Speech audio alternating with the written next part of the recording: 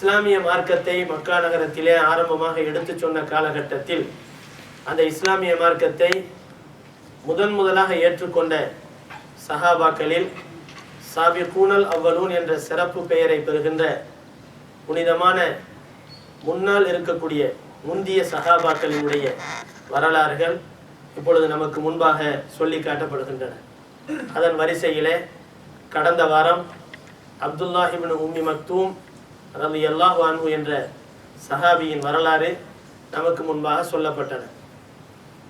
அந்த சஹாபி கண்டறியாதவர்களாக இருந்ததின் காரணத்தினால் அவர்களுக்கு பல வகையிலும் சிறப்புகளை அல்லாஹ் தந்திருந்தான். பொதுவாகவே அல்லாஹ்வினுடைய நியாமத்துகள் குறைவாக வழங்கப்பட்டு யாரிடத்தில் அதிகமான நன்றிகள் உருவாகுமோ அவர்கள் அல்லாஹ்விடத்திலே நெருக்கத்தை அதிகமாக பெற்றவர்கள். இது பொதுவான நியதி. இந்த காலகட்டத்தை பொறுத்தவரை அல்லாஹ்வுடைய நியாமத்துகளை அதிகமாக பெற்றிருக்கிறோம், நன்றிகள் குறைந்திருக்கிறது. ஆனால் சஹாபாக்களை பொறுத்தவரை அல்லாஹ்வுடைய நியாமத்துகள் மிக மிக குறைவாக பெற்றிருந்தார்கள். உலக விஷயத்திலே சொல்கிறோம். உலக விஷயத்திலே பார்க்கிற போது அல்லாஹ்வுடைய நியாமத்துகளை ரொம்ப குறைவாக பெற்றிருந்தார்கள். காரணம் என்னவென்றால் இஸ்லாமிய மார்க்கத்தை ஏற்றுக்கொண்டு சில பேர் அந்த நேரத்திலேயே மரணத்தை ஷஹாதத்தை ஏற்றுக்கொண்டவர்களும் இருக்கிறார்கள். முஸ்லீமாக வாழ்ந்தது ஒரு நாள் கூட இருக்காது, அப்படி சில சஹாபாக்கள். இன்னும் சில பேர் ஒரு மாதம் கூட இருக்க மாட்டார்கள், அப்படி சில பேர். இன்னும் சில பேர் ஒரு வருடம் கூட இல்லை. இப்படி பல சஹாபாக்களுடைய வரலாறுகளை பார்க்கிற போது இஸ்லாம் என்பது அவருடைய வாழ்க்கையிலே ஒரு நாள் அல்லது ஒரு மாதம் அல்லது ஒரு வருடம் அல்லது 10 வருடம் 20 வருடம் இப்படித்தான் இருக்கும். ஆனால் நம்மை பொறுத்தவரை பிறந்தது முதல் முஸ்லிம்களாக வாழ்கிறோம். அது மட்டுமல்ல, உலகாதாய அடிப்படையிலே நாம் பார்க்கிற போது நாம் பெற்றிருக்கக்கூடிய செல்வங்கள் ஏராளம். இந்த உலகத்திலே நாம் பெற்றிருக்கக்கூடிய வசதி வாய்ப்புகள் ஏராளம். அந்த காலத்திலே மக்காவிலிருந்து மதீனாவுக்கு போக வேண்டும் என்று சொன்னால் கூட குதிரையிலோ கோவேறு கழுதையிலோ ஒட்டகத்திலோ பயணமானார்கள் என்றால் ஏறக்குறைய 10 நாள் பிடிக்கும்.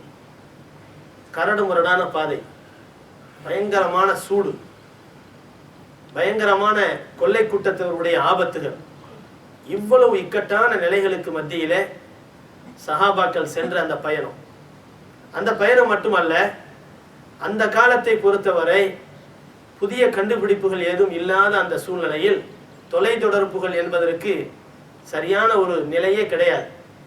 எனவே ஒரு செய்தியை இன்னொரு நாட்டுக்கு கொண்டு போய் சொல்ல வேண்டும் என்றாலும் யாராவது மனிதர்கள் தான் பிரயாணம் பண்ணி செல்ல வேண்டும். செல்கின்ற பாதையிலே பலவிதமான ஆபத்துகள் உண்டாகலாம். ஆனால் இந்த அடிப்படையிலே பார்க்கிற போது நாம் அல்லாஹ்வுடைய நியாமத்துகளில் ஏராளமானவற்றை நம்முடைய கைகளிலே வைத்திருக்கிறோம். ஆனால் நம்முடைய கையிலே வைத்திருக்கக்கூடிய நாம் அந்த நியாமத்துகளுக்கு செலுத்தக்கூடிய நன்றி கடன் மிக மிக குறைவு. சஹாபாக்களை பொறுத்தவரை நியாமத்துகளில் அறவே இல்லாத பசியும் பட்டினியுமாக வாழ்ந்த அவர்கள் பகலிலே அல்லாஹுக்காக போர் வீரர்களாக இருந்தார்கள், இரவிலே முசல்லாக்களின் மீது பிரயாணம் செய்யக்கூடிய பக்தர்களாக இருந்தார்கள். இதுதான் அவர்களுடைய வாழ்க்கை. கண்ணியமானவர்களே, அந்த வாழ்க்கை வரலாற்றினுடைய வரிசையிலே கடந்த வாரம் அப்துல்லாஹ் இப்னு உம்மி மக்தூம் அவர்களுக்கு கண் தெரியாது. ஆனால் அவருடைய உள்ளத்திலே ஒரு பேராவல் இருந்தது. குர்ஆனை கேட்க வேண்டும், மனனம் செய்ய வேண்டும். நபி அவர்களுக்கு ஒரே ஒரு வசனம் இறங்கி இருக்கிறது என்று கேள்விப்பட்டாலும் சரி, உடனே தாமதமே கிடையாது, நேரடியாக சென்று அல்லாஹ்வுடைய தூதரின் வாயிலிருந்து அந்த வார்த்தையை கேட்டு மனனம் செய்தால்தான் அவர்களுக்கு நிம்மதி ஏற்படும். கடந்த வாரம் கூட அதை பற்றி நாம் சொல்லுகிற போது சொன்னோம். அப்துல்லாஹ் இப்னு உம்மி மக்தூம் ரலியல்லாஹு அன்ஹு அவர்கள் நபியின் சபைக்கு வந்தபோது நபி அவர்கள் அபூஜஹல் போன்ற பெரும் விஐபிகளிடத்திலே பேசிக் கொண்டிருக்கிறார்கள். அப்பொழுது அப்துல்லாஹ் இப்னு உம்மி மக்தூம் ரலியல்லாஹு அவர்கள் வந்ததை விரும்பாததை போல நபி அவர்கள் முகம் சுளித்தார்கள். அல்லாஹ் ஆயத்து இறக்கினான். ஒரு ஆயத்து 2 ஆயத்து அல்ல, 16 ஆயத்துகளை ஒரே வசனத்திலே இறக்கினான். நபி அவர்களை பார்த்து சொல்கிறான், அவர் புறக்கணித்தார், முகம் சுளித்தார், அவரிடத்திலே கண் தெரியாத ஒரு மனிதர் வந்தபோது என்று அல்லாஹ் ஆரம்பித்து, நபியே, அந்த பெரும் மனிதர்களுக்கெல்லாம் ஹிதாயத்தை சொல்கிறீர்கள், அவர்கள் ஏற்றுக்கொள்வார்கள் என்று நினைக்கிறீர்களா? ஆனால் உங்களிடத்திலே நேர்வழி பெற்ற ஒரு மனிதர் வருகிற போது அவரை ஒருபோதும் புறக்கணிக்காதீர், அவர்களை நீங்கள் துச்சமாக சாதாரணமாக மதிக்காதீர். இவர் நேர்வழி பெற்றவர், அவர் பெறுவாரா பெறமாட்டாரா என்ற ஒரு நிலைப்பாடு இல்லாதவர். இப்படி இருக்கும்போது நேர்வழியில் உள்ளவருக்கு கண்ணியம் தாருங்கள் என்று அல்லாஹ் சொல்லுகிறான். இந்த வசனங்கள் எல்லாம் அந்த சஹாபியினுடைய கண்ணியத்திற்கு, பெருமைக்கு ஒரு எடுத்துக்காட்டாக அமையக்கூடிய வசனங்கள். அது மட்டுமல்ல, அல்லாஹ் ஒரு வசனத்தை இறக்குகிறான், லா யஸ்தவில் காயிதூன மினல் முஃமினீன் கைரு உலில் தரரி. ஆனால் இந்த ஆயத் அதற்கு முந்தி எப்படி இறங்கியது என்றால், லா யஸ்தவில் காயிதூன மினல் முஃமினீன வல் முஜாஹிதூன என்று அல்லாஹ் சொல்கிறான். அல்லாஹ்வுடைய பாதையிலே சென்று போராடக்கூடியவர்களும் வீட்டிலே சாதாரணமாக அமர்ந்திருப்பவர்களும் சமமாக மாட்டார்கள் என்று சொன்னான். உடனே நபி அவர்களிடத்திலே சொன்னார்கள், அப்துல்லாஹ் இப்னு உம்மு மக்தூம் ரலியல்லாஹு அன்ஹு, யா ரசூலுல்லாஹ், போருக்கு செல்ல வேண்டும் என்ற ஆசையும் அவாவும் எனக்கு நிறைய இருக்கின்றன. ஆனால் என்னுடைய தங்கடம், என்னால் செல்ல முடியவில்லை. தங்கடம் இருந்தாலும் அந்த சிறப்பு கிடைக்காதா? எனக்கு ஆசை இருக்கிறது, ஆனால் தங்கடத்தால் என்னால் போக முடியவில்லை. இப்பொழுதும் எனக்கு அந்த சிறப்பு கிடைக்காதா? அல்லாஹ்வுடைய பாதையிலே போராடக்கூடியவருடைய சிறப்பு எனக்கு கிடைக்காதா என்று ஆதங்கத்தோடு கேட்டார்கள். நபி அவர்கள் அமைதி காத்தார்கள். ஆனால் அந்த சஹாபி அமைதி காக்கவில்லை. நேராக போனார்கள். அல்லாஹ்வுக்கு முன்பாக கைகளை ஏந்தி சொன்னார்கள், அல்லாஹும்ம அன்சில் ஃபீ உதுரி, யா அல்லாஹ், நான் அடைந்திருக்கக்கூடிய இந்த தங்கடத்திற்காக வேண்டி ஒரு ஆயத்தை இறக்கு. தங்கடத்தினால் தடைபடக்கூடிய அமல்களுக்கு நிச்சயமாக நன்மை கிடைக்கும் என்று சொல் என்று அல்லாஹ்விடத்திலே துஆ கேட்கிறார்கள். அல்லாஹ் தஆலா உடனே அந்த ஆயத்தை இறக்குறான், லா யஸ்தவில் காயிதூன மினல் முஃமினீன கைரு உலில் தரரி. கைரு உலில் தரரி என்ற வார்த்தையை அப்துல்லாஹ் இப்னு உம்மு மக்தூம் ரலியல்லாஹு அன்ஹு அவர்களுடைய துஆவுக்கு பகரமாக இறக்கப்பட்ட ஒரு அற்புதமான ஒரு வார்த்தை. இது உலக முடிவு நாள் வரை வரக்கூடிய அத்தகைய தங்கடவாதிகளுக்காக, அத்தகைய குறைவுடையவர்களுக்காக வேண்டி ஒரு மன ஆறுதலை தரக்கூடிய அற்புதமான ஒரு வார்த்தை தான் அந்த வார்த்தை. இந்த வசனத்தை எழுதி கொண்டிருந்த ஸைத் இப்னு சாபித் ரலியல்லாஹு அன்ஹு அவரிடத்திலே நபி அவர்கள் சொன்னார்கள், தோழரே, இந்த வசனத்தை இப்படி மாற்றி எழுதுங்கள், லா யஸ்தவில் காயிதூன மினல் முஃமினீன, விசுவாசிகளில் யாரெல்லாம் கைர உலில் தரரி, எந்த விதமான தங்கடமும் இல்லாமல் வீட்டிலே அமர்ந்திருக்கிறார்களோ அவர்களும், அல் முஜாஹிதூன ஃபீ சபீலில்லாஹி, தன்னுடைய பொருளையும் உயிரையும் எடுத்துக்கொண்டு அல்லாஹ்வுடைய பாதையிலே போராடுகிறார்களே அவர்களும் சமமாவார்களா என்று கேள். சமமாக மாட்டார்கள் என்று அந்த ஆயத்தை எழுது என்று நபி ஸல்லல்லாஹு அலைஹி வஸல்லம் அவர்கள் திருத்தி எழுத சொன்னார்கள். ஆக அந்த வசனம் இந்த அப்துல்லாஹ் இப்னு உம்மு மக்தூம் ரலியல்லாஹு அன்ஹு அவருடைய மன ஆதங்கத்துக்காகவே ஆறுதலை தரக்கூடிய வசனமாக அருளப்பட்டது என்பது அவர்களுக்கு கிடைத்திருக்கக்கூடிய பெருமைகளில் ஒரு பெருமை என்பதை விளங்க வேண்டும். அந்த வகையிலே அப்துல்லாஹ் இப்னு உம்மு மக்தூம் ரலியல்லாஹு அன்ஹு அவர்கள் பெற்றிருக்கக்கூடிய சிறப்பு சாதாரணமானது அல்ல. எந்த அளவிற்கு என்று சொன்னால், அவர்கள் பெற்றிருந்த அந்த சிறப்பை கண்ணோட்டத்திலே வைத்துதான், காரணமாக வைத்துதான் அப்துல்லாஹ் இப்னு கைஸ் என்று சொல்லக்கூடிய அந்த வார்த்தையை, கைஸ் தான் இவங்களுடைய தந்தையின் பெயர், ஆனால் அந்த வார்த்தையை எப்படி சஹாபாக்களுக்கு மத்தியிலே அழைக்கப்பட்டது என்றால், உலகத்திலே இப்படி ஒரு முன்னுதாரணம் கிடையாது. தாயின் பெயரோடு சொல்லப்படக்கூடிய மகன் பெயர் அப்துல்லாஹ் இப்னு உம்மி மக்தூம், உம்மி மக்தூமுடைய என்ற அந்த பெண்ணின் மகன் என்று ஒரு தாயினுடைய பேரை சொல்லி என்ன செய்ய மாட்டாங்க, ஒரு மகனுடைய பேரை சொல்ல மாட்டாங்க. இன்னைக்கு அந்த பழக்கம் அப்படித்தான் இருக்கு. அப்ப அப்படி இருக்கும்போது தாயின் பெயரோடு சொல்லப்படுகிறது. அது மட்டுமல்ல, தாய்க்கு எது சிறப்பு பெயராக சொல்லப்பட்டதோ அந்த பெயரை சொல்லி இவருடைய மகனுடைய பெயரோடு சேர்க்கப்பட்டது. காரணம் என்ன? உம்மி மக்தூம் என்று சொன்னால் என்ன அர்த்தம்? கண்டறியாதவருடைய தாய் என்று அர்த்தம். கண்டறியாதவருடைய தாயின் மகனாகி அப்துல்லா என்று பெயர் சொல்லப்படுகிறது. அந்த கண்டறியாதவர் சாதாரணமானவர் அல்ல, உயர்ந்த அந்தஸ்துக்குரியவர். அந்த அந்தஸ்தை எடுத்துக்காட்டதான் இந்த பழக்கத்தையே அந்த சஹாபாக்கள் மேற்கொண்டார்கள். இதுவும் அந்த சஹாபிக்கு கிடைத்திருக்கக்கூடிய பெரிய சிறப்பு. அந்த அளவுக்கு இருந்தும் கூட அந்த சஹாபி கண்டறியாது, ஷஹாதத்து கிடைக்காதே என்று ரொம்ப ஆதங்கத்தில் இருந்தார். ஆனால் பெருமானார் ஸல்லல்லாஹு அலைஹி வஸல்லம் அவர்களிடத்திலும் சொல்லிக் கொண்டிருந்தார்கள், யா ரசூலல்லாஹ், எனக்கு ஒரு நல்ல வாய்ப்பை கொடுங்க. 2 படைகளுக்கு மத்தியில, முஸ்லிம்கள் காபிர்களுக்கு மத்தியில என்னை கொடியை பிடிச்சிக்கிட்டு நிக்க வச்சீங்க. நான் நின்றுகிட்டு இருக்கிறேன். நான் கண்ணு தெரியாது, எதிரிகள் வர்றாங்களா போறாங்களான்னு தெரியாது. ஆனா அவங்க எப்படி வந்தாலும் அவங்கள நான் தாக்க மாட்டேன். கொடியை பிடிச்சிக்கிட்டு பாதுகாப்பா நிற்பேன். அவங்க வர்றது எனக்கு தெரிஞ்சாதானே ஓடுவேன். அதனால எனக்கு தெரியாது, நான் அங்கேயே நிக்கிறேன். எனக்கு அப்படி ஒரு வாய்ப்பை கொடுங்க என்று சொன்னாங்க. ஸல்லல்லாஹு அலைஹி வஸல்லம் அவர்கள் அவருடைய தங்கடத்தை அந்த கருத்திலே கொண்டு அந்த வாய்ப்பு கொடுக்கல. அவங்களுடைய ஆசையை பார்த்து உமர் ரலியல்லாஹு அன்ஹு என்ன செய்யறாங்க, காதிசியா போர்ல 2 படைகளுக்கு மத்தியில இந்த சஹாபியினுடைய கையில கொடியை கொடுத்து நிக்க வைக்கிறாங்க. அவங்க சொன்ன மாதிரியே தங்களுடைய வாக்குறுதியை நிறைவேற்றாங்க. கடைசி வரைக்கும் அந்த கொடியை கீழே உழுவவே இல்லை. கடைசியில கொல்லப்பட்டு ஷஹீதாக்கப்படுற வரைக்கும் கண்ணு தெரியாத அந்த சஹாபி எப்படி நிக்க முடியும் நினைச்சு பாருங்க. மன ஸ்தரத்தோடு ஒரு உறுதியோடு கொடியை பிடித்தவர்களாக அப்படியே நிற்கிறாங்க.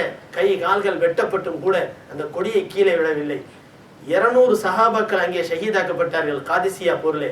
அந்த ஷஹீதுகளில் ஒரு மிகப்பெரிய அற்புதமான ஷஹீதாக இந்த அப்துல்லாஹ் இப்னு உம்மி மக்தூம் ரலியல்லாஹு அன்ஹு அவர்களும் இடம்பெற்றார்கள் என்பது வரலாறு சொல்லக்கூடிய ஒரு அற்புதமான உபதேசத்திற்குரிய ஒரு படிப்பினைக்குரிய ஒரு செய்தியாகும்.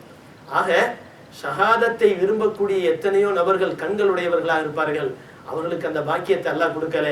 ஆனால் ஷஹாதத்தை விரும்பக்கூடிய ஒரு கண் தெரியாத மனிதருக்கு அல்லாஹ் அந்த பாக்கியத்தை கொடுத்தான்னு சொன்னா அவருடைய உள்ளத்தில் இருந்த இஹ்லாஸான ஒரு நல்ல ஒரு எண்ணத்துக்கு அல்லாஹ் கொடுத்த பாக்கியம். அடுத்து ஒரு வாரம் ஒரு ஆண் சஹாபியினுடைய நபி தோழருடைய வரலாறும், இன்னொரு வாரம் நபி தோழியருடைய வரலாறும் சொல்லுவது வழக்கம். அந்த வகையிலே இந்த வாரம் அஸ்மா பின்த் உமைஸ் ரலியல்லாஹு அன்ஹா என்று சொல்லப்படக்கூடிய அன்னையாரினுடைய வரலாறு, நபி தோழியரினுடைய வரலாறு இப்பொழுது நமக்கு முன்பாக சொல்லப்படுகின்றது. அஸ்மா பின்த் அபீபக்கர் என்ற சஹாபி பெண்மணி, அவங்க வேற, ஆயிஷா ரலியல்லாஹு அன்ஹா அவர்களுடைய சகோதரி அவங்க. ஆனா அஸ்மா பின்த் உமைஸ் ரலியல்லாஹு அன்ஹா என்று சொல்லப்படக்கூடிய இந்த சஹாபி பெண்மணி இருக்கிறாங்களே, இவர்களும் இஸ்லாமிய வரலாற்றில் ஒரு முக்கியமான இடத்தை வகிக்கக்கூடிய ஒரு அற்புதமான சஹாபி பெண்மணி என்பதை புரிய வேண்டும். அது மட்டுமல்ல, இவர்கள் யார் என்று சொன்னால் சுருக்கமாக சொல்வதாக இருந்தால் நமக்கு நன்றாக விளங்கும். இவர்கள் யார் தெரியுமா? அஸ்மா பின்த் உமைஸ் ரலியல்லாஹு அன்ஹா நஜ்ஜாஷி மன்னரிடத்திலே சென்று, அபிசினியா சென்று நஜ்ஜாஷி மன்னருக்கு முன்பாக முஸ்லிம்கள் குற்றவாளிகளாக கொண்டு வந்து நிறுத்தப்பட்ட சமயத்திலே முஸ்லிம்களின் சார்பிலே ஒரு இளைஞர் அறிவுபூர்வமான அழகிய உபதேசங்களை எல்லாம் சொல்லி அந்த நஜ்ஜாஷி மன்னரையே இஸ்லாமிய மார்க்கத்திற்கு மாற்றக்கூடிய அளவுக்கு மிகப்பெரிய நாவன்மை மிகுந்த ஒரு சஹாபியாக இருந்த ஒரு வரலாற்றை நாம் எல்லாம் கேள்விப்பட்டு இருக்கிறோம், படித்திருக்கிறோம். அவர்கள் யார்? அந்த சஹாபியினுடைய பேர் என்ன? நஜ்ஜாஷி மன்னருக்கு முன்பாக இஸ்லாமிய மார்க்கத்தை எடுத்து சொல்லி அந்த மன்னருடைய மனமே மாறக்கூடிய வகையிலே முஸ்லிம்கள் அங்கே வாழ்ந்தவர்கள் நமக்கு என்ன நடக்குமோ என்ற கேள்விக்குறியோடு வாழ்ந்த காலகட்டத்திலே அந்த மன்னரின் மாற்றத்தால் அந்த முஸ்லிம்கள் எல்லாம் ஒரு சிறப்பான விருந்தாளிகளாக அந்த அபிசினியாவிலே பராமரிக்கப்பட்ட பெருமைப்படுத்தப்பட்ட வரலாற்றை நாம் கேட்டிருக்கிறோம். இந்த மனமாற்றத்திற்கு காரணம் யார்? நஜ்ஜாஷி மன்னர் மனம் மாறியது மட்டுமல்ல, இஸ்லாமிய மார்க்கத்தை ஏற்றுக்கொண்டது மட்டுமல்ல, நபி அவர்களை சந்திப்பதற்காக கடல் மார்க்கமாக பிரயாணம் செய்கிறார். அங்கே அந்த கடல் கொந்தளிப்பில் இறந்து போகிறார். நபி அவர்களுக்கு அல்லாஹ் வஹி அறிவிக்கிறான், அப்துர் ரஹ்மான் என்ற பெயருடைய அந்த நஜ்ஜாஷி மன்னர் இறந்து விட்டார் என்ற செய்தி நபி அவர்களுக்கு கிடைத்த போது அவருடைய ஈமானுக்கு அங்கீகாரம் தெரிவிக்கக்கூடிய வகையிலே நபி அவர்கள் முதலும் கடைசியுமாக, காயிப் ஜனாசாவுக்கு முதலும் கடைசியுமான ஆதாரம் இந்த ஆதாரம் மட்டும்தான். அந்த நஜ்ஜாஷி மன்னருக்காக வேண்டி நபி தோழர்கள் அனைவரையும் ஒன்று கூட்டி காயிப் ஜனாசா நடத்தினார்கள். ஜனாசா முன்னால இல்லாம அதுக்கு ஜனாசா தொழுகை நடத்துறதுக்கு பேர் தான் காயிப் ஜனாசா, ஜனாசா தொழுகை. இந்த காயிப் ஜனாசா தொழுகை நடத்தியதற்கு ஆதாரமாக நஜ்ஜாஷி மன்னருக்கு தொலை வைத்த அந்த நிகழ்ச்சியை தான் ஆதாரமாக காட்டுவார்கள். இவ்வளவு பெரிய மனமாற்றத்திற்கு காரணம் யார்? அவர்கள் தான் அலி ரலியல்லாஹு அன்ஹு அவர்களுடைய சகோதரர் ஜாஃபர் இப்னு அபி தாலிப் ரலியல்லாஹு அன்ஹு. இந்த ஜாஃபர் இப்னு அபி தாலிப் ரலியல்லாஹு அன்ஹு அவர்களுக்கு இன்னொரு பெயர் உண்டு, ஜாஃபரு தையார் என்று இன்னொரு பெயர் உண்டு. ஏன் இந்த பெயர்? தையார் என்றால் என்ன தெரியுமா? பறவை என்ற அர்த்தம். தையார், தாயிர் என்று சொன்னால் பறக்கக்கூடியது. தையார் என்றால் மிக சிறப்பாக பறக்கக்கூடியது, திறமையாக பறக்கக்கூடியது. ஏன் இந்த பெயர் வந்தது?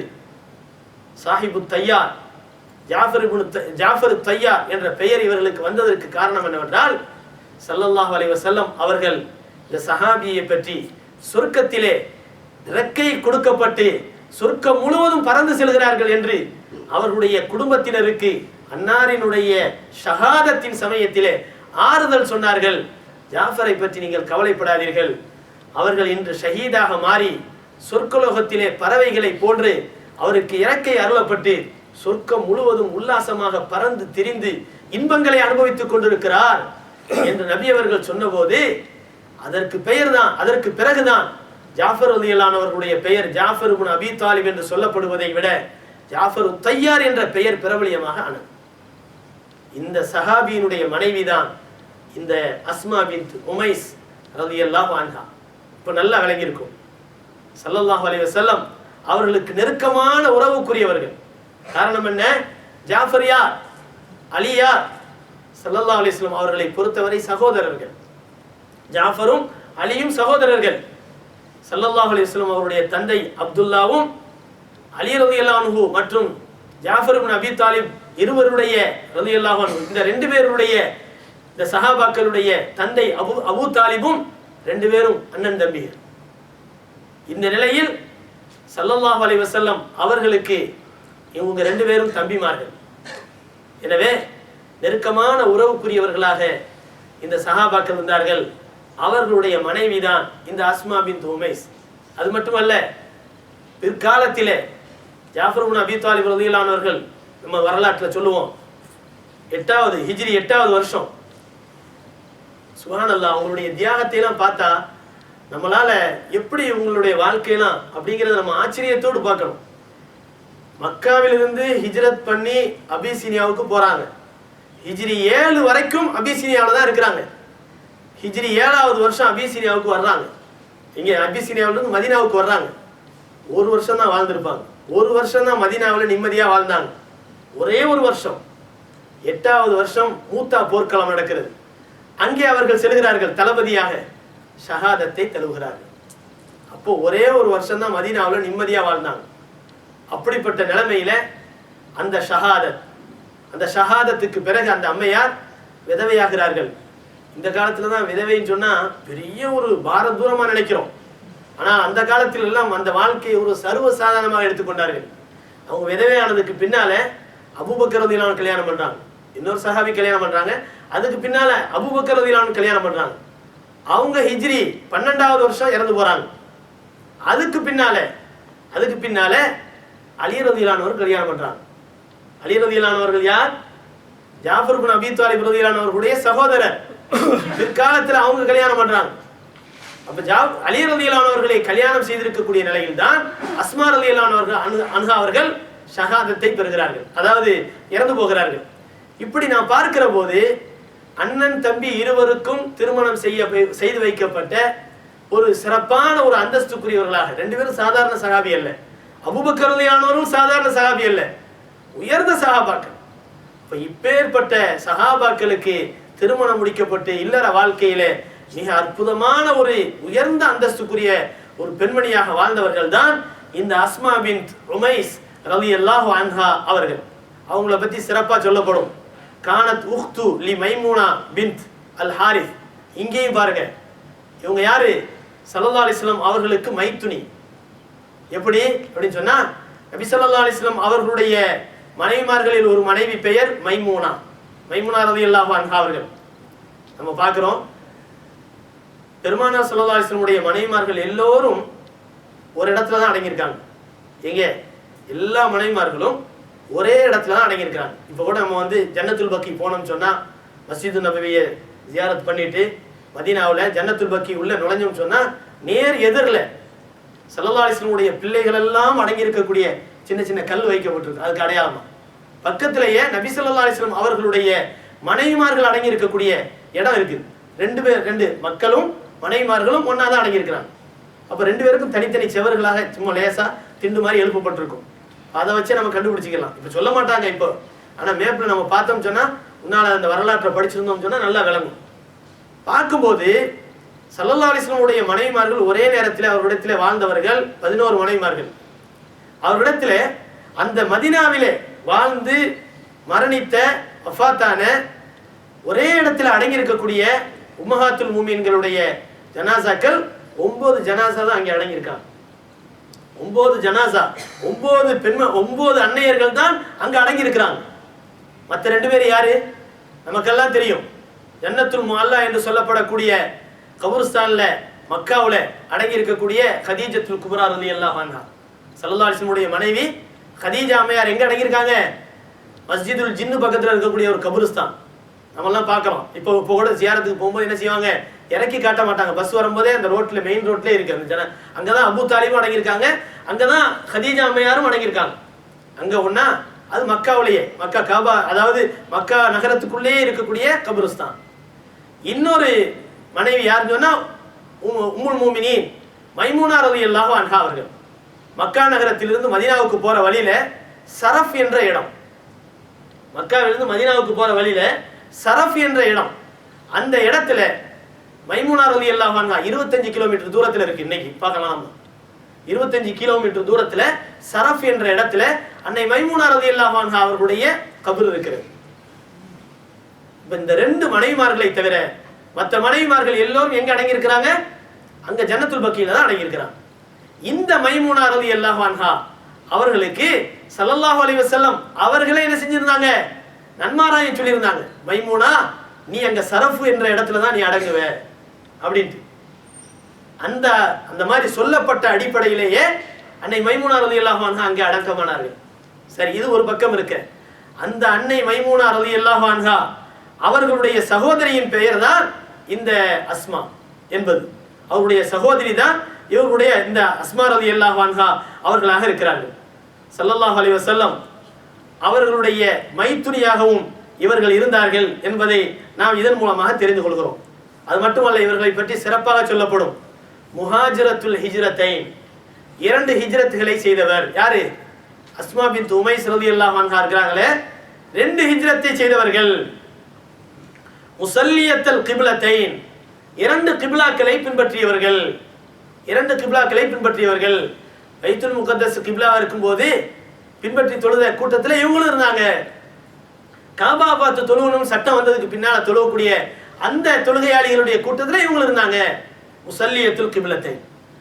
இவர்கள் அஸ்மா பின்த் உமைஸ் அல் ஹுஸாமியா அல் மஅரூஃபா பில் பஹ்ரியத்தில் ஹபஷியா பெருமானார், அதாவது இவர்களுக்கு சிறப்பாக சொல்லப்படும், இவர்கள் கடல் மார்க்கமாக ஹிஜ்ரத் செய்த சிறப்பையும் இவர்கள் பெறுகிறார்கள். பஹ்ரியத்தில் ஹபஷியா அப்படின்னா கடல் மார்க்கமாக ஹிஜ்ரத் செய்தவர்கள். ஹபஷாவுக்கு சென்றவங்கலாம் எப்படி ஹிஜ்ரத் பண்ணாங்க? கடல் மார்க்கமாக தான் ஹிஜ்ரத் பண்ணி போனாங்க. அப்போ இவர்களுக்கு அல்லாஹ் ஜல்ல ஷானஹு தஆலா ஜாஃபர் இப்னு அபூ தாலிப் ரலியல்லாஹு அன்ஹு அவர்களையும் திருமணம் முடித்து கொடுத்தான். சித்தீக் சாபிகுல் கைர், முன்னோர்களில் முந்தியவராகிய சித்தீக் ரலியல்லாஹு அன்ஹு அவர்களுக்கும் அல்லாஹ் திருமணம் முடிச்சு கொடுத்தான். வமாத அன்ஹா அலி சய்யிதுல் அப்ரார், இவர்களை திருமணம் முடித்திருக்கக்கூடிய நிலையில்தான் நல்லோர்களின் தலைவராக இருந்த அலி இப்னு அபீ தாலிப் ரலியல்லாஹு அன்ஹு அவர்களும் ஷஹீதானார்கள். அப்ப அஸ்மா ரலியல்லாஹு அன்ஹா முந்தி ஷஹீதால, இவங்க அலி ரலியல்லாஹு அன்ஹு அவர்கள் என்ன செய்யறாங்க? இவர்களை திருமணம் முடித்திருக்கக்கூடிய நிலைமையில அலி ரலியல்லாஹு அன்ஹு அவர்கள் ஷஹீதாக்கப்படுகிறார்கள். ஆக முப்பெரும் சிறந்த சஹாபாக்களுக்கு மனைவியாக வாழ்ந்து மகத்தான அந்தஸ்துக்குரியவர்களாக பெயர் பெற்றவர்கள் தான் அஸ்மா பின்த் உமைஸ் ரலியல்லாஹு அன்ஹா என்ற இந்த வரலாற்றினுடைய இந்த நபித்தோழியாக இருக்கிறார்கள். இந்த அஸ்மா பின்த் உமைஸ் ரலியல்லாஹு அன்ஹா அவர்கள் பெருமானார் ஸல்லல்லாஹு அலைஹி வஸல்லம் அவர்களுடைய பிரச்சாரத்தை கேட்டு இஸ்லாமிய மார்க்கத்தை ஆரம்பத்தில் ஏற்றுக்கொண்ட ஒரு முன்னோர்களில் ஒரு சஹாபி பெண்மணியாக இருக்கிறார்கள். எந்த அளவிற்கு முன்னோர்கள் என்று சொன்னால், ஸல்லல்லாஹு அலைஹி வஸல்லம் அவர்கள் தாருல் அர்கமுக்குள்ளே நுழைவதற்கு முன்பாக ஸல்லல்லாஹு அலைஹி வஸல்லம் அவர்களுடைய கரம் பிடித்து இஸ்லாத்தை ஏற்றுக்கொண்ட நல்லோர்கள் அந்த அந்த எண்ணிக்கை பெருக பெருக பெருமானார் ஸல்லல்லாஹு அலைஹி வஸல்லம் அவர்கள் என்ன செய்யறாங்க? அவங்களுக்கு கஷ்டங்கள் அதிகமாகுது. சஹாபாக்களை துன்புறுத்துறாங்க, சோதிக்கப்படுறாங்க. இந்த கஷ்டங்கள் சோதனைகளுக்கு மத்தியில அந்த சஹாபாக்களுக்கும் மற்றவர்களுக்கும் இஸ்லாமிய மார்க்கத்தை எடுத்துச் சொல்வதற்குரிய ஒரு சிறந்த ஒரு மறைபொருளாக ஆக்கி கொண்டதுதான் தாருல் அர்கம் என்ற ஒரு இடம். அந்த இடத்தை ஒரு மையமாக வைத்துக்கொண்டு சஹாபாக்களுக்கு நல்ல விஷயங்களை சொன்னாங்க, வரக்கூடிய வகையெல்லாம் ஓதி காட்டினாங்க. இப்படி இருக்கும்போதுதான் இப்படி நிகழ்ந்த காலம் இருக்கிறத, இது பின்னால் ஏற்பட்டது. ஆனால் இதற்கும் முன்பாக அஸ்மா ரலியல்லாஹு அன்ஹா அவர்கள் இஸ்லாத்தை ஏற்றுக்கொண்டார்கள் என்பதை பார்க்கிற போது சாபிகூனல் அவ்வலூன் என்ற சஹாபாக்களிலே இவர்களும் ஒருவராக இருக்கிறார்கள் என்பது இதன் மூலமாக தெரிகிறது. இஸ்லாமிய மார்க்கத்தை ஏற்றுக்கொண்டதற்கு பிறகு நபி ஸல்லல்லாஹு அலைஹி வஸல்லம் முதலாக என்ன செய்யறாங்க? அனுமதி கொடுக்குறாங்க. யாரெல்லாம் ஹபஷாவிற்கு ஹிஜ்ரத் பண்ணி போகணுமோ, அபிசீனியாவுக்கு ஹிஜ்ரத் பண்ணி போகலாம் அப்படின்னு அனுமதி கொடுத்த உடனே கணவன் மனைவி 2 பேரும் சேர்ந்து ஹிஜ்ரத் பண்ணி போனது சில பேர் தான். அவர்களில் ஒருத்தவங்க யாருன்னு சொன்னால் இந்த ஜாஃபர் ரலியல்லாஹு அவர்களும் இந்த அஸ்மா ரலியல்லாஹு அன்ஹா, இந்த 2 பேரும் சேர்ந்து என்ன செய்கிறாங்க, ஹிஜ்ரத் பண்ணி போகிறாங்க, அபிசீனியாவுக்கு ஹிஜ்ரத் பண்ணி போகிறாங்க. அங்கே வைத்துதான் அப்துல்லா, முஹம்மத், அவுன் என்ற 3 மகன்கள் பிறக்கிறார்கள். இந்த சஹாபி பெண்மணிக்கு 3 மகன்கள் பிறக்கிறார்கள். அப்துல்லா என்ற சஹாபியும், முஹம்மது என்ற சஹாபியும், அவுன் என்ற சஹாபியும் 3 பேரும் பிறக்கிறார்கள். பிறகு ஹிஜ்ரி 8வது வருஷம் ஜாஃபர் ரலியல்லாஹு அவர்கள் என்ன செய்யறாங்க, ஜமாத்துல் அவ்வல் என்ற அந்த மாதத்திலே மூத்தா போர்க்களத்திலே ஷஹீதாக்கப்படுகிறார்கள். இது எப்படின்னு சொன்னா, சஹாபாக்களுக்கு மத்தியில தங்களுடைய அந்தஸ்துகளை பற்றிய பேச்சுவார்த்தைகள் நடக்கும். உதாரணத்துக்கு அன்னை ஆயிஷா ரலியல்லாஹு அன்ஹா அவர்களுக்கும் ஸைனப் பின் ஜஹ்ஷ் ரலியல்லாஹு அன்ஹா அவர்களுக்கும் போட்டி நடக்கும். என்ன போட்டி? நான் குறைஷி, நான் ஸல்லல்லாஹு அலைஹி வஸல்லம் அவர்களுக்கு மனைவியாக நான் கல்யாணம் பண்ணி வைக்கப்படலை, மனிதர்களால் கல்யாணம் பண்ணி வைக்கப்படலை, அல்லாஹ்வால் திருமணம் செய்து வைக்கப்பட்டேன் என்று யார் சொல்லுவா? ஸைனப் பின் ஜஹ்ஷ் ரலியல்லாஹு அன்ஹா சொல்லுவாங்க. ஏன் காரணம் என்ன? ஸைனப் ரலியல்லாஹு அன்ஹா அவர்களை நபி அவர்கள் தங்களுடைய வளர்ப்பு மகன் ஸைதுக்கு கல்யாணம் பண்ணி கொடுத்திருந்தாங்க. ஆரம்பத்தில் அந்த வாழ்க்கை நிலைக்கல, 1 வருஷம் தான் ஆணிச்சு, அதோட தலாக்கில் முடிஞ்சு போச்சு. பல கட்டங்களில பொறுமையாக சகிப்புத்தன்மையோடு இருக்குமாறு நபி அவர்கள் ஏவியதற்கு பிறகும் கூட அந்த வாழ்க்கை சரியான முறையில் இணக்கமா போல, கடைசியாக தலாக்கில் முடிஞ்சிருச்சு. அதுக்கு பின்னால என்ன செய்யறாங்க, நபி ஸல்லல்லாஹு அலைஹி வஸல்லம் அவர்கள் அந்த அம்மையாரை நான் கல்யாணம் பண்ணிக்கிறேன், நான் தானே என்னுடைய வளர்ப்பு மகனுக்கு கல்யாணம் பண்ணி கொடுக்குறேன்னு சொன்னேன், இப்போ சரியா வரல, அதனால நான் கல்யாணம் பண்ணிக்கிறேன்னு தூது அனுப்புறாங்க. அப்படி அனுப்புன உடனே என்ன செய்யறாங்க, யாரு? ஸைனப் ரலியல்லாஹு அன்ஹா சொல்றாங்க, இது விஷயத்துல நான் ஒப்புதல் தெரிவிக்க மாட்டேன், அல்லாஹ் என் விஷயத்துல என்ன தீர்ப்பு வழங்குகிறான் என்று எதிர்பார்த்து தான் இந்த கல்யாணத்துக்கு நான் ஒத்துக்குருவேங்கிறான். கடைசி அல்லாஹ் என்ன ஆயத்தை இறக்கி வச்சான்? வஸவ்வஜ்னாகஹா, சூரத்து அஹ்ஸாப்ல ஆயத்தை இறக்கி வச்சான். அந்த பெண்ணை முஹம்மதாகிய உங்களுக்கு நபியை நாம் கல்யாணம் பண்ணி கொடுத்தோம் அப்படின்னு ஒரு ஆயத்தில் அல்லாஹ் சொல்லி காட்டுறான். இது அவங்களுக்கு வாழ்க்கையில பெருமை. ஆயிஷா ரலியல்லாஹு தஆலாவுக்கு தான் முன்னுரிமை இருந்துச்சுங்கிறது எல்லாருக்கும் தெரியும். ஆனாலும் பெருமானார் ஸல்லல்லாஹு அலைஹி வஸல்லம் அவர்கள் எந்த அளவுக்கு ஆயிஷாயை விரும்பினாங்கன்னு சொன்னா, உணவுகளுக்கு மத்தியில நம்ம எப்படி பிரியாணியை விரும்புகிறோமோ, அரபுகள் என்ன செய்வாங்களாம், சரியதுங்கிற உணவை விரும்புவாங்களாம். உணவுகளிலேயே சரியதுங்கிற ஒரு உணவு அவங்களுக்கு ரொம்ப விருப்பமானதா இருக்குமா. கறிலாம் போட்டு இந்த தக்கடி மாதிரி செஞ்சு சுரக்காவெல்லாம் போட்டு என்ன செய்வாங்க, அது ஒரு சுவையான உணவா இருக்குமா. அந்த காலத்து ஏழ்மையான நிலைமையில இருந்த அந்த மக்களுக்கு சரியதுங்கிற உயர்தரமான உணவெல்லாம் ரொம்ப அற்புதமான ஒரு பிரியமான உணவா இருக்குமா. அப்ப நபி அவர்கள் எந்த அளவுக்கு ஆயிஷா நாயகியை விரும்புறத சொல்றாங்கன்னு சொன்னா, எல்லா உணவுகளுக்கு மத்தியில சரியது என்ற உணவு எப்படி விருப்பமான உணவோ, அதே போல எல்லா மனைவிமார்களுக்கு மத்தியில் அன்னை ஆயிஷாவை நான் ரொம்ப விரும்புகிறேன் என்று நபி அவர்கள் சொல்வார்கள். அந்த அளவுக்கு நபி அவர்களுக்கு அன்னை ஆயிஷா ரலியல்லாஹு அன்ஹா ரொம்ப விருப்பமானவங்களா இருந்தாங்கிறத நம்ம என்ன செய்யறோம், ஹதீஸ்கள்ல படிக்கிறோம். காரணம் என்ன? அதுக்கு ஒரு காரணம் இருந்தது. என்னன்னு சொன்னா, மற்றவங்க எல்லாம் மற்றவர்கள்ட்ட வாழ்ந்து முடிச்சுட்டு வந்தாங்க. ஆனா அன்னை ஆயிஷா ரலியல்லாஹு அன்ஹா அவர்கள் ஸல்லல்லாஹு அலைஹி வஸல்லம் அவர்களுக்கு தான் முதல்ல வாக்கப்பட்டாங்க. அவங்களுடைய வாழ்க்கை முதலாக 6 வயசுல அவங்களுக்கு கல்யாணம் பண்ணி கொடுக்கப்படுறாங்க. 9 வயசுல இல்லற வாழ்க்கையை ஆரம்பிக்கிறாங்க. வாழ்ந்தது 10 வருஷம் கூட இல்லை. ஸல்லல்லாஹு அலைஹி வஸல்லம் வஃபாத் ஆகும்போது அன்னை ஆயிஷா ரலியல்லாஹு அன்ஹா அவர்களுக்கு 17 வயசு. ஏறக்குறைய அவங்க வாழ்க்கை வாழ்ந்தது எத்தனை வருஷம்? 8 வருஷம் 9 வருஷம் தான் வாழ்ந்திருக்கிறாங்க. இப்போ இந்த நிலைமையில அன்னை ஆயிஷா ரலியல்லாஹு அன்ஹா செய்த தியாகம் எப்பேற்பட்டது. 17 வயசுலேயே கல்யாண வாழ்க்கை முடிவுக்கு வருகிறது. ஆனால் உலக மூமின்களுக்கு, அன்று இருந்தவர்கள், இன்று இருப்பவர்கள், இனிமேல் வரப்போகிறவர்கள் அனைவருக்கும் உம்முல் மூமினாக இருந்தார்கள். எல்லா மனிதர்களுக்கும் தாய்மார்களாக இருந்தார்கள். நபி அவர்களுடைய காலத்திலே 90 வயதை கொண்ட சஹாபாக்கள் இருந்திருப்பார்கள். அவர்களுக்கும் 17 வயதையுடைய சஹாபி பெண்மணியாகிய அன்னை ஆயிஷா அவர்கள் அன்னையாக, தாயாராக இருந்தார்கள் என்பதை நாம் வியப்போடு பார்க்கிறோம்.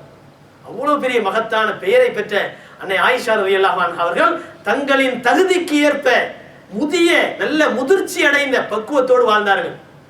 இளமையோடு வாழ்ந்தவர்களை மாதிரி வாழல. 17 வயசுல என்ன இளமை, எவ்வளவு இளமை. அப்பதான் ஆசா பாசங்களே வெளியாகும். நம்மெல்லாம் சொல்லுவோம் என்றும் 16 அப்படிம்போம். நம்மளை பத்தி இளமையா சொல்றதுக்கு என்ன சொல்லுவோம், என்றும் 16. அப்பதான் முதல்ல ஆசைகள் துளிர் விடும். அதுல தடம் புரண்டு போனான்னு வச்சுக்கிறீங்க, அதுக்கப்புறம் நேர்வழியில் வர்றது கொஞ்சம் கஷ்டம். அந்த வயசுல நம்ம எப்படி இருக்கோங்கிறதா பார்க்கணும். அந்த வயசுலதான் முதல்ல அந்த பிள்ளைங்களை என்ன செய்யணும், நல்ல பக்குவ நிலைக்கு கொண்டு வரணும். அதான் தடம் புரண்டு போகக்கூடிய ஒரு சூழ்நிலை. இப்ப இந்த நிலைமையில அன்னை ஆயிஷா ரலியல்லாஹு அன்ஹா அந்த வயசுல தான் வாழ்க்கையை முடிக்கிறாங்க. ஆனால் அன்னை ஆயிஷா ரலியல்லாஹு அன்ஹா அவர்களை அல்லாஹ் தஆலா இந்த சமுதாயத்திற்கு ஒரு பெரிய அருட்கொடையாக கிஃப்டாக கொடுத்தான். ஏன் சொன்னா, ஸல்லல்லாஹு அலைஹி வஸல்லம் அவர்களோடு கொண்டிருந்த இல்லற வாழ்க்கையின் ரகசியத்தினுடைய சட்ட திட்டங்கள் அனைத்தும் யாரை கொண்டு இந்த சமுதாயத்திற்கு தெரிந்ததென்றால் அன்னை ஆயிஷாவை கொண்டுதான். அன்னை ஆயிஷா என்ற ஒரு பெண்மணி இல்லை என்றால் நபி அவர்களோடு வாழ்ந்த இல்லற வாழ்க்கையின் ரகசியங்கள் எதுவுமே தெரியாமல் போயிருக்கும். அந்த நேரத்தை எந்த நேரத்தில் குளிக்கிறது, இல்லற வாழ்க்கையில எப்படி நடந்துக்கிறணும், இப்படிங்கிற ஒரு ரகசியமான அத்தியாவசியமான சட்டங்கள். கண்ணியமானவர்களே, அத்தகைய அன்னை ஆயிஷா ரலியல்லாஹு அன்ஹா அவர்களும் கூட அவர்களும் அந்த ஸைனப் ரலியல்லாஹு அன்ஹா அவர் ரெண்டு பேரும் என்ன செய்வாங்க, அடிக்கடி தர்க்கம் பண்ணிக்குவாங்க. நான் தான் உயர்ந்தவன், நான் ரசூலுல்லாஹ்வுக்கு ரொம்ப பிரியமானவன், என்னை மாதிரி நீ வர முடியாது, நானும் குறைஷி தான். அதே சமயத்துல ரசூலுல்லாஹி ஸல்லல்லாஹு அலைஹி வஸல்லம் அவங்களுடைய வாழ்க்கையில நான் ரொம்ப பிரியமானவங்க அப்படின்னு சொல்லிட்டு அன்னை ஆயிஷா சொல்லுவாங்களாம். ஸைனப் ரலியல்லாஹு அன்ஹா சொல்லுவாங்களா, இல்ல நீ என்ன பெரிய சிறப்பு, எனக்கு என்ன சிறப்பு இருக்கு தெரியுமா, உங்க யாரையுமே அல்லாஹ் கல்யாணம் பண்ணி கொடுக்கல, மனிதர்கள் தான் கல்யாணம் பண்ணி கொடுத்தாங்க. என்னை அல்லாவே கல்யாணம் பண்ணி கொடுத்தான். 7 வானங்களுக்கு தாண்டி அரிசில உட்கார்ந்துட்டு அல்லாஹ் எனக்கு கல்யாணம் பண்ணி கொடுத்தான். அப்ப அல்லாஹ்வினால் கல்யாணம் பண்ணி கொடுத்த என்னுடைய அந்தஸ்து எவ்வளவு உயர்ந்தது அப்படின்னு ரெண்டு பேரும் பேசிக்கிறாங்க. இப்படி அந்தஸ்துகளை பேசிக்கொண்டு அதை பெரிய சண்டையா வளர்த்துக் கொள்ள மாட்டார்கள், தங்களுக்குள் பேசிக்கொள்ளக்கூடிய ஒரு பழக்கம். அந்த அடிப்படையில முஹாஜிர்கள் அன்சாரிகளுக்கு மத்தியில் இருந்த பிரச்சனை உங்களுக்கு தெரியும். அந்த பிரச்சனை பெரிய பிரச்சனை ஆகல, பின்னால் நபி அவர்களுடைய வாழ்க்கைக்கு பின்னால், வஃபாத்துக்கு பின்னால் அது ஒரு பெரிய பிரச்சனையாக விஸ்வரூபம் எடுக்கிறது. அந்த பிரச்சனை பூதாகரமாக மாறி எவ்வளவு பெரிய ஒரு கட்டான நிலைமைக்கு வருதுன்னு சொன்னா, இந்த ஊரினுடைய அரசாட்சி, மதீனா நகரத்தினுடைய அரசாட்சி யாரு முஹாஜிர்கள் யாருக்கும் கிடைக்க கூடாது, சொந்த ஊர்க்காரர்களாகிய நமக்கு தான் கிடைக்கணும்னு சொல்லிட்டு அன்சாரிகள் எல்லாமே தனியா உட்கார்ந்து இன்னைக்கு இருக்கக்கூடிய பனு சாயிதால உட்கார்ந்து என்ன செஞ்சாங்க, மஷூரா பண்ணாங்க. இன்னைக்கும் மஸ்ஜிது நபவியினுடைய அந்த நபி அவர்கள் எந்த மூலையில எந்த கார்னர்ல அடக்கமாக இருக்காங்களோ அதுக்கு நேர் எதிர் கார்னர், அடுத்த கார்னர் அல்ல, நேர் எதிர் கார்னர்.